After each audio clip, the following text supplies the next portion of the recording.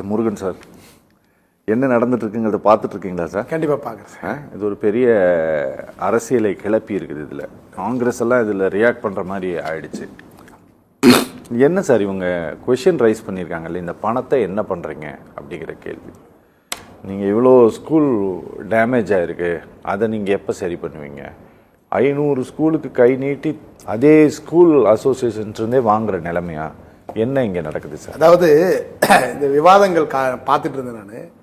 இதில் முற்றிலும் ஒரு மாறுபட்ட ஒரு புரிதல் இருப்பதாக நான் கருதுகிறேன். சரி, முதல்ல சிஎஸ்ஆர் அப்படின்றது நேரடியான பொருளில் நம்ம அர்த்தம் கொள்ளக்கூடாது. அந்த திட்டத்தினுடைய பேரே NSNOP. ஓகே, நம்ம ஸ்கூல் நம்ம ஊர் பள்ளி. ஓகே, அதான் திட்டத்தினுடைய பெயரே. தமிழ்நாடு கவர்மெண்ட். அதுல 4 கூறுகள் இருக்கு. அதுல ஒரு கூறு தான் சிஎஸ்ஆர். ஓகே, அதுக்கு தனியா ஓய்வு பெற்ற ஒரு IAS அதிகாரி தனியாவே நியமிச்சிருக்காங்க. ஓகே, அது சமகர சிக்ஷாவினுடைய அண்டர்ல வருதுங்க. ஓகே, அதை என்ன பண்றாங்கன்னா, அதாவது ஒரு தனிநபர், ஒரு நிறுவனம், ஒரு NGO. அது என்ன சொன்னீங்க? நம்ம ஸ்கூல் நம்ம ஊர் பள்ளி, NSNOP. ஓகே, அதுதான் அந்த ஸ்கீமினுடைய பெயர். அதுல ஒரு உட்கூறு தான் சிஎஸ்ஆர்ன்றது. சிஎஸ்ஆர்ன்றது மெயினான ஒரு பாயிண்ட் கிடையாது. அதெல்லாம் ஒரு பாயிண்ட்ல ஒன்று வருது. அதாவது பெரு நிறுவனங்களோ அல்லது பழைய மாணவரோ, அலுமினியோ அல்லது NGOவோ அல்லது தனிநபரோ, இவர் தன்னுடைய பங்களிப்பை நேரடியாக வழங்க முடியாது. அதுக்கு ஒரு வெப்சைட் இருக்கு. NSNOPன்றது ஒரு வெப்சைட் இருக்கு. அதை முதல்ல நீங்க வெப்சைட்ல நீங்க பதிவு பண்ணணும். அது டாடாவா இருந்தாலும் சரி, அது இன்ஃபோசிஸ் நிறுவனமாக இருந்தாலும் சரி, ஒரு தனிநபராக இருந்தாலும் சரி, முதல்ல நீங்க நெட்ல அப்லோட் பண்ணணும். அப்லோட் பண்ணி அதை சரி பார்ப்போம். நான் அந்த துறையில தான் நான் வேலை செய்துட்டு இருக்கேன். சமகர சிக்ஷால வேலை செய்துட்டு இருக்கேன். BRT-யா இருக்கிறேன். முதல்ல சரி பார்ப்போம். சரி பார்த்து அது வேலிடா இல்லையான்னு சரி பார்த்த பிறகுதான் நீங்க ஃபண்டு கொடுக்கலாமா வேணாமான்னு அப்ரூவல் கொடுக்க முடியும். அதன் பிறகுதான் அவர் ₹1 கொடுக்கறதா இருந்தாலும் ₹1 கோடி கொடுக்கறதா இருந்தாலும் கொடுக்க முடியும். அவங்க இஷ்டத்துக்கு கொண்டு காசு கொடுக்கவே முடியாது. அதுக்கு ஒரு வரைமுறை இருக்கிறது. எனவே CSR என்பது ஒரு பெருநிறுவனங்களுக்கான அவர்கள் கொடுப்பது மட்டும் என்று கருதிவிடக் கூடாது. அதுல 4 கூறுகள் இருக்கிறது. அதிலே ஒரு கூறு தான் பெருநிறுவனங்கள்.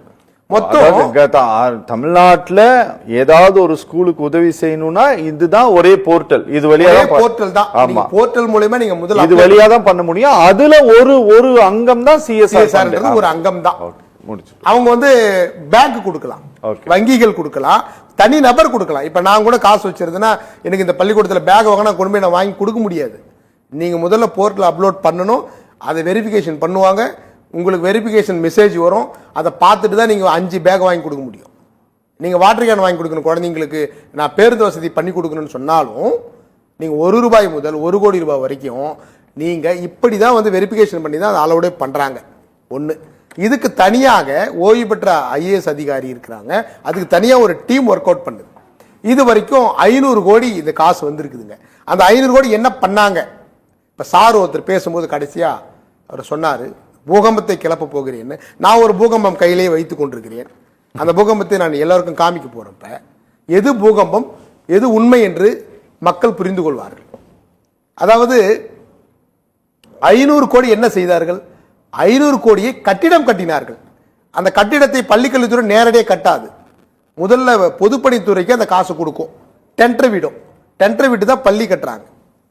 முன்னாடி நேரடியாக பள்ளிக்கல்வித்துறையை கட்டடத்தை கட்டியது. இப்ப முதல்ல பொதுப்பணித்துறை அந்த இன்ஜினியர் போய் செக் பண்ணுவாரு, அவர் அளவெடுப்பாரு, அவர் டெண்டர் விடுவாரு, அதன் பிறகுதான் கட்டிடம் கட்டப்படும். இப்படிதான் இப்ப நடந்துகிட்டு இருக்குதுங்க. கடந்த 6 வருட காலமாக இது ஒரு ஸ்ட்ரீம்லைன் கொண்டு வந்துட்டாங்க. அவர் சார் சொன்னார் 64 இருந்து ஃபண்ட் ஒதுக்குனாங்க.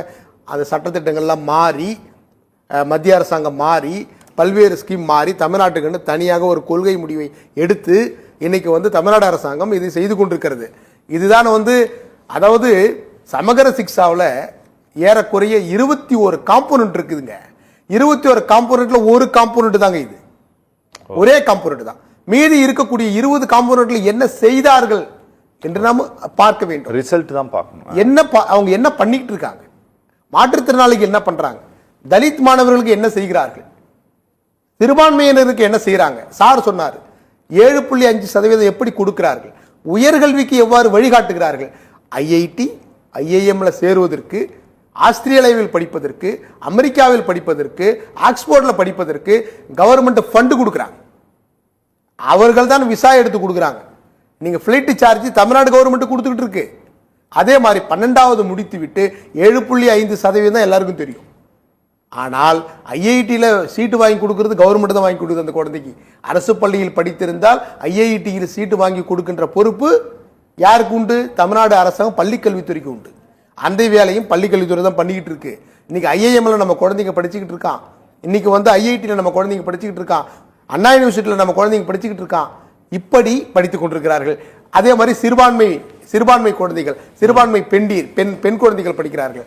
அவர்களுக்கு 2 ஸ்காலர்ஷிப் இருக்கிறது. Pre matric, post matric. Pre matric என்று சொன்னால் 9, 10. போஸ்ட் மெட்ரிக்னா 11, 12. இந்த போஸ்ட் மெட்ரிக், ப்ரீ மெட்ரிக்கினுடைய ஸ்காலர்ஷிப்பை தமிழ்நாடு அரசாங்கம் கொடுக்குது. மத்திய அரசாங்கத்தினுடைய நிதி உதவியோடு கொடுக்கிறது. ஆனால் கடந்த 4 வருடமாக மத்திய அரசாங்கம் இந்த matric, post matric, pre matric ஸ்காலர்ஷிப்பை நிறுத்திவிட்டார்கள். 4 ஆண்டு காலமாக நிறுத்திவிட்டார்கள். பாராளுமன்ற உறுப்பினர் மாண்புமிகு திருமாவளவன் அவர்கள் பாராளுமன்றத்தில் கேள்வி எழுப்பினார்கள். ப்ரீ மெட்ரிக் எங்க போச்சு, போஸ்ட் மெட்ரிக் எங்க போச்சு, சிறுபான்மையினருக்கு கொடுக்கக்கூடிய ஸ்காலர்ஷிப் ஏன் நிறுத்தினீங்க என்று அவர் பாராளுமன்றத்தில் கேட்ட பிறகு சிறுபான்மை மாணவர்களுக்கான உதவிய தொகையை நிறுத்திட்டாங்க சுத்தமாவே. இப்படி நீங்க ஃபண்ட் எல்லாத்தையும் கட் பண்ணிட்டீங்க. பாராளுமன்றத்தில் கேள்வி எழுந்தவுடன் 10% ஃபண்ட் ஒதுக்கி இருக்கிறாங்க இன்னைக்கு. அதாவது அவனுக்கு என்ன கொடுத்துருவீங்க? 9ஆம் வகுப்பு 10ஆம் வகுப்பு குழந்தைங்களுக்கு நீங்க 100 ரூபாய் கொடுக்குறீங்கன்னா உங்களுடைய அமௌண்ட் 60%. 60% எவ்வளவு வந்துடும்? 60 ரூபாய் வரும். மீதி காசு தமிழ்நாடு கவர்மெண்ட் கொடுக்கணும்.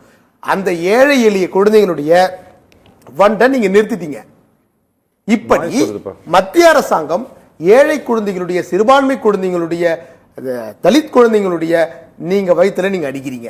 முதல்ல ஸ்காலர்ஷிப்பை நிறுத்தினீங்க, பல்வேறு உதவித்தொகையை நிறுத்தி இருக்கிறாங்க. நான் சுருக்கமாக தான் சொல்றேன்.